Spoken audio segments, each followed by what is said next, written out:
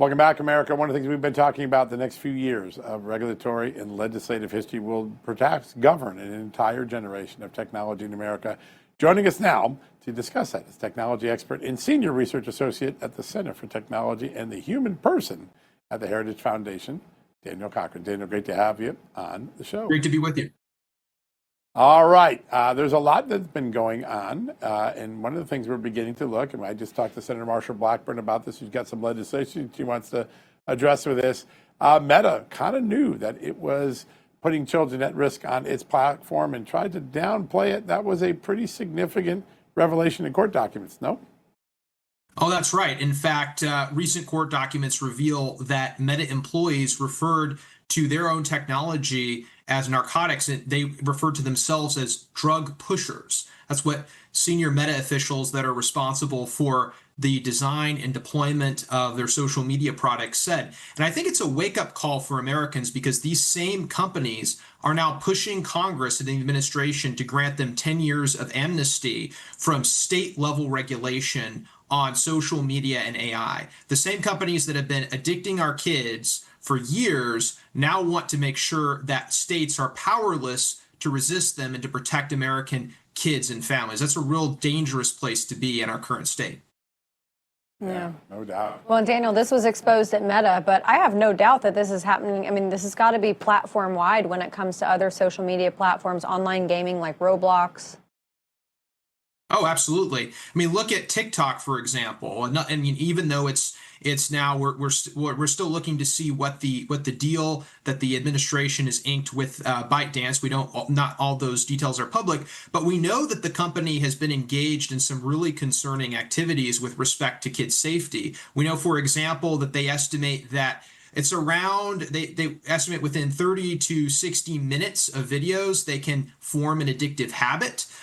They know that their algorithms are highly addictive to children, and they know that the algorithmic systems that they've deployed do in fact recommend dangerous content to kids, and they're undergoing multiple lawsuits, including one by the family of a teen who took his life after watching a video encouraging children to self-asphyxiate. That's really a concerning trend, and it's targeted at America's most vulnerable citizens, our kids, the mentally disabled. These are the people that are affected by these technologies, and if the companies have their way, there'll be no protections whatsoever, not even at the state level. One of the things I talked to Senator Marsha Blackburn about the other day was sexual exploitation, because it's pretty clear that these platforms, particularly Meta, knew that there were these sexual predators or sexually explicit targeters going on, and oftentimes more than a dozen times, they wouldn't take them off the platform. Tell us a little bit about the culture that doesn't want to take a sexual predator offline. Well, take Instagram, for example, and this is one of the revelation in the court documents. They had senior executives within Meta telling leadership that they needed to make changes to ensure, for example, that their algorithms weren't making friend recommendations to children, linking them with sex predators. Their systems literally were doing that, linking kids and sex predators together.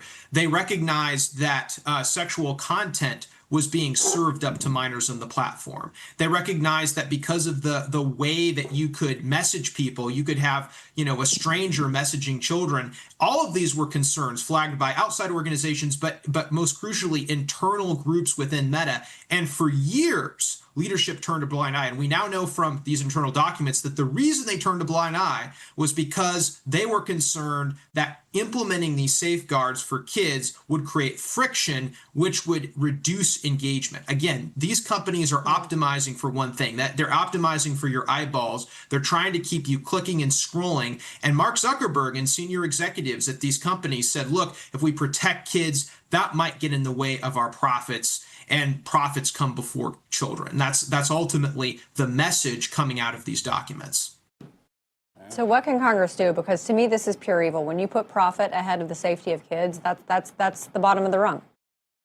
Absolutely. Well, look, Congress needs to get its act together, and we need to start by fixing social media. The Kids Online Safety Act, as introduced by Senator Blackburn would be a great start from a policy perspective. It would require a duty of care. And a duty of care is really important here because what it fundamentally means is that when these companies deploy products that children are accessing, they have to consider the safety of children and how they're deployed. So we would essentially create a legislative vehicle by which parents and communities could hold these companies accountable in court if they're putting out products that they know harm children. Again, this isn't a big mistake. These companies know that the harms are being done. Their own studies indicate it. And what we need to do is create legal instruments so that state AGs and parents can hold them to account.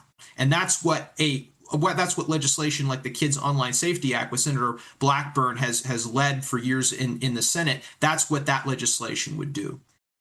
Yeah.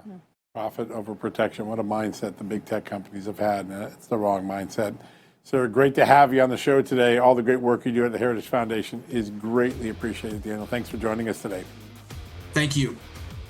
Yeah, great to have you on. All right, folks, quick commercial break. When we come back, another story about how artificial intelligence can be used to manipulate the public in dangerous ways, including faking a school burning to the ground. We'll get to that next, right after these messages.